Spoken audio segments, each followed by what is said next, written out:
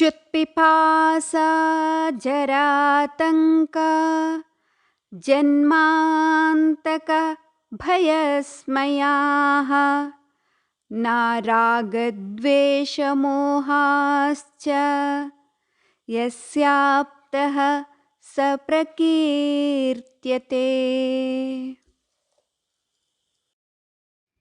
ಕ್ಷುತ್ತು ಹೊಟ್ಟೆ ಹಸಿವೆ, ಪಿಪಾಸ ಬಾಯಾರಿಕೆ, ಜರ ಮುಪ್ಪು, ಆತಂಕ ರೋಗ, ಜನ್ಮ ಹುಟ್ಟುವಿಕೆ, ಆಂತಕ ಮರಣ, ಭಯ ಭೀತಿಯು, ಸ್ಮಯ ಗರ್ವವು, ಇವುಗಳು ರಾಗ ದ್ವೇಷ ಮೋಹ, ಪ್ರೀತಿ ವೈರ ಮಮತೆ ಇವುಗಳು, ಚ ಶಬ್ದದಿಂದ ಚಿಂತೆ, ರತಿ ವಿಷಾದ, ಖೇದ ಸ್ವೇದ ಅಂದರೆ ಬೆವರು, ನಿದ್ರೆ ಮತ್ತು ಆಶ್ಚರ್ಯ ಇವುಗಳು ಕೂಡ ನಾ ಇಲ್ಲವೋ ಸಹ ಅವನು ಆಪ್ತಃ ಭಗವಂತನೆಂದು ಪ್ರಕೀರ್ತ್ಯತೆ ಹೇಳಲ್ಪಡುತ್ತಾನೆ.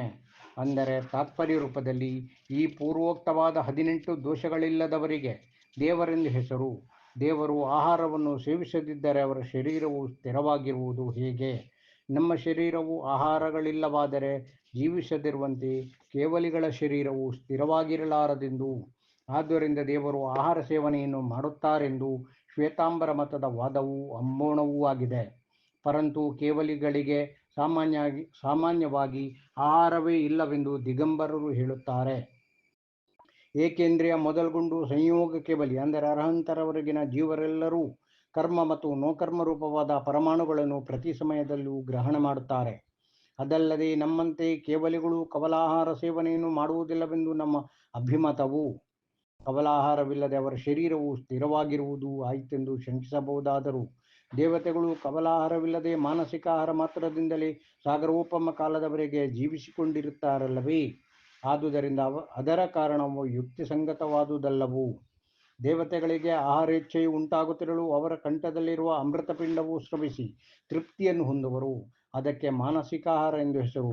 ಭಾನುವಾಸಿ ವ್ಯಂತರ ಜ್ಯೋತಿಷ್ಕ ಕಲ್ಪವಾಸಿಗಳೆಂಬ ಚತುರ್ನಿಕಾಯದವರಿಗೂ ಕವಲಾಹಾರವಿಲ್ಲದೆ ಮಾನಸಿಕ ಆಹಾರ ಮಾತ್ರದಿಂದ ಅವರ ಶರೀರವು ಸ್ಥಿರವಾಗಿರುವಂತೆ ಭಗವಂತನ ಶರೀರವು ಕರ್ಮ ನೋಕರ್ಮ ರೂಪವಾದ ಆಹಾರಗಳಿಂದ ಸ್ಥಿರವಾಗಿರುತ್ತದೆ. ಇಲ್ಲವಾದರೆ ನಮ್ಮಂತೆ ಅವರಿಗೂ ಕವಲಾಹಾರವಿದೆ ಎಂದರೆ ನಮ್ಮಂತೆ ಬೆವರು, ಮಲಮೂತ್ರ, ಖೇದ, ಉಪಸರ್ಗ ಮೊದಲಾದವುಗಳು ಇಂದ್ರಿಯಜನಿತ ಸುಖೇಚ್ಛೆಯೂ ಇದೆ ಎಂದು ಒಪ್ಪಬೇಕಾಗುತ್ತದೆ. ಇಚ್ಛೆಯು ಮೋಹನೀಯ ಕರ್ಮದಿಂದುಂಟಾಗುವುದು. ಮೋಹನೀಯ ಕರ್ಮವಿರುತ್ತಿರಲು ಇಷ್ಟ ವಸ್ತುಗಳನ್ನು ಭೋಗಿಸಬೇಕೆಂಬ ಇಚ್ಛೆ ಉಂಟಾಗುವುದು. ಆಗ ವಿತರಾಗತ್ವವು ಸಿದ್ಧಿಸಲಾರದು.